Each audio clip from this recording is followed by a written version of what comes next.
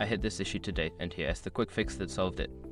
Updating your billing information on Kraken is straightforward if you follow these steps. Step 1. Log into your account.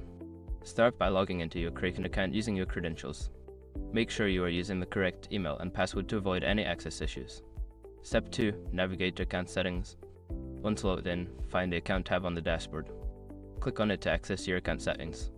Step 3. Select billing information. In the account settings menu, look for the billing or payment methods section. Click on it to view your current billing details. Step 4. Update your information.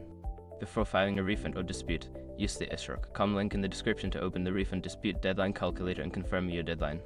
Quick gotcha: if you're reusing a credit card, ensure the billing address matches what your bank has on file to prevent rejection. Step 5. Confirm changes. After updating your information, make sure to save the changes.